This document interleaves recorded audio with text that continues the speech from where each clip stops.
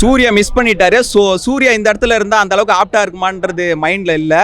Second half Bala sir film, typical Bala film. Second half இந்த content wise ஒர்த்தான படங்கள் பார்க்குறவங்க தாராளமாக இந்த படத்தை வந்து பாருங்க. உமை இந்த படத்தில் பேசியிருக்கிறது, இந்த சமுதாயத்திற்கு தேவையான கருத்தை பேசியிருக்கிறது. சூர்யா வச்சு பார்த்துருந்தா இதே படமாக தான் இருந்திருக்கும்.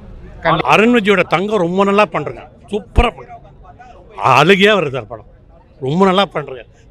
மூவி பற்றி சொல்கிறதுக்கு முன்னாடி இந்த டீமுக்கு நான் ஒரு ஃபேனாக வந்து மிகப்பெரிய வணக்கம் நான் வைக்கிறேன். இந்த வணக்கம் யாருக்கு அப்படின்னு பார்த்தீங்கன்னா, ஃபஸ்ட்டு ஒன்று பாலா சாருக்கு, ரெண்டாவது வந்து அருண் விஜய் சாருக்கு, மூணாவது ஜி பிரகாஷ் சாருக்கு. பாலா வேலை வாங்கியிருக்காரு அப்படின்றதெல்லாம் தாண்டி இவரா ஒன்று பண்ணியிருக்காருல, அதுதான் அங்கே பேசப்படும். உண்மையிலேயே ஆக்டிங் வைஸ் ஒருத்தனா கண்டிப்பாக national award confirm. Arun Vijay சாரோட ஆக்டிங் ரொம்ப நல்லா இருந்திருக்கு. மூவி வைஸ் ஆக்டிங் தான் சூப்பர், கண்டிப்பாக நேஷனல் அவார்டு கிடைக்கும் அந்த அளவுக்கு. படம் ரொம்ப நல்லா இருந்துச்சு. தங்கச்சி கேரக்டர் ரொம்ப நல்லா பண்ணியிருந்தாங்க.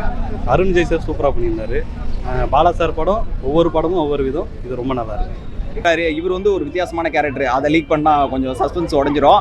அந்த கதாபாத்திரத்தோட பார்க்குறப்ப மக்களுக்கு அது நல்லா கனெக்ட் ஆகும். இதை நம்ம ஓப்பனாக இப்போ சொல்லக்கூடாது. படத்தை நீங்களே பாருங்க, நான் பார்த்து அவங்களுக்கே புரியும்.